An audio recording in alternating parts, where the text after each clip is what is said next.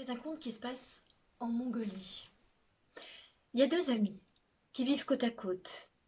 L'un est fermier et cultive des tas de plantes, et l'autre est berger parce que son terrain à lui est plein de pierrailles.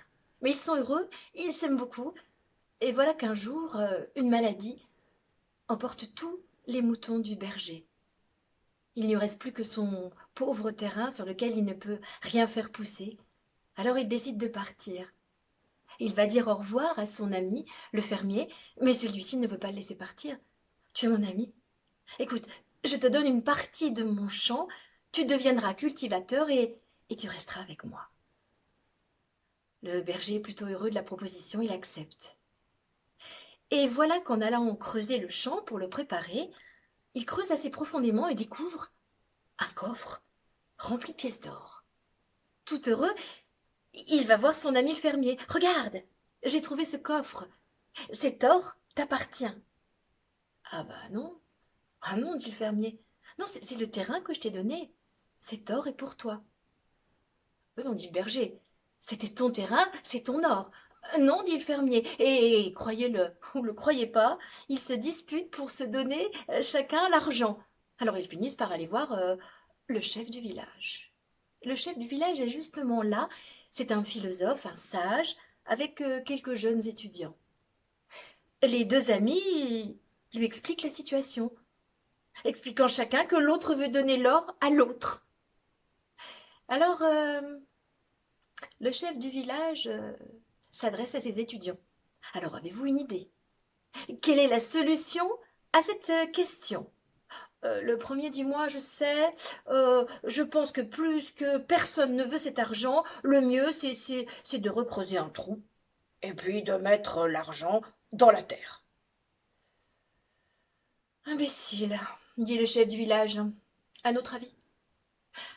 Ah oui, dit le deuxième étudiant, moi je pense que nous devrions donner cet argent à vous, ô grand chef du village, qui êtes un sage. Bon, n'essaye pas de me corrompre, dit le chef du village. Je vois bien que tu dis ça pour me faire plaisir. Une autre solution. Un troisième étudiant prend la parole. Moi, alors moi je pense que nous devrions donner cet argent au roi, car finalement c'est à lui que tout appartient. Ah oui, dit le chef du village, tu trouves qu'il n'a pas assez d'argent comme ça? Non mais décidément, aucun d'entre vous n'aura une bonne solution.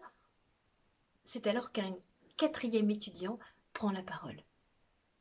Moi je pense qu'avec cet argent, nous pourrions faire un jardin magnifique, pour que les pauvres, ceux qui n'ont pas de fruits, de légumes, ceux qui ne peuvent pas se reposer dans un endroit beau et agréable, puissent aller.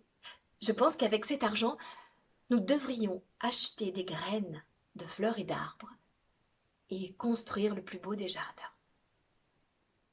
Ben voilà, voilà, dit le chef, voilà une bonne idée. Tiens, prends cet argent, va à la ville voisine, achète des graines et reviens et nous ferons ensemble ce jardin pour les pauvres. Alors l'étudiant s'en va, avec sa bourse pleine de pièces d'or. En marchant, il réfléchit à ce jardin. Il sait déjà à quel endroit, juste au bord du village. Ils vont pouvoir le faire. Il est heureux, il avance, il avance, il avance. Il arrive là sur le marché et avant d'aller à l'endroit où on vend les graines, il aperçoit des marchands.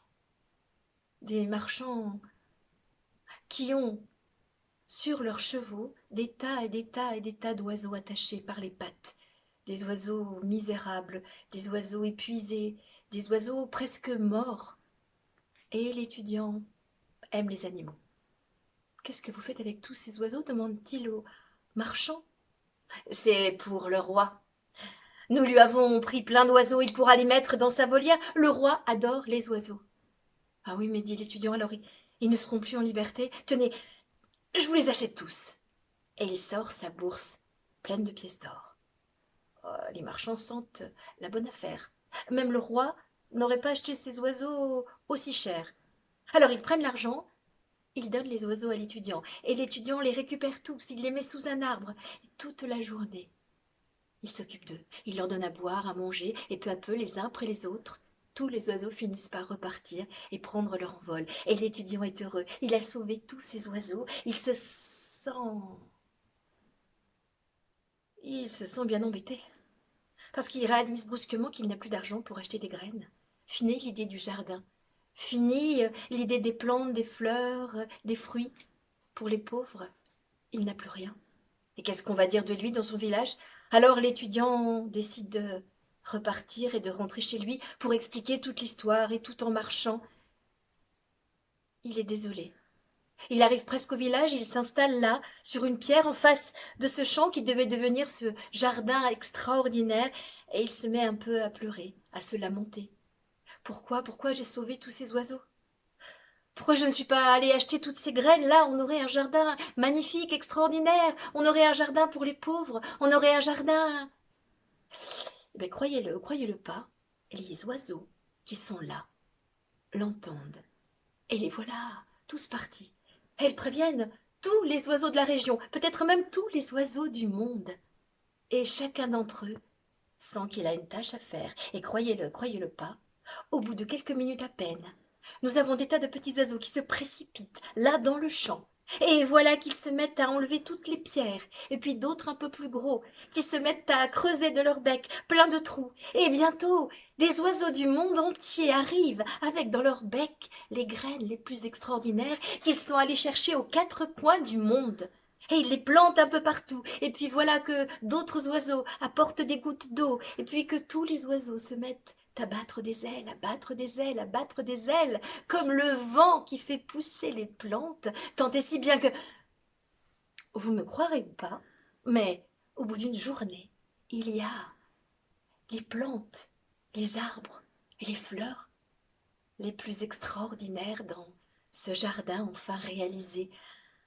Alors très vite, la nouvelle se répand.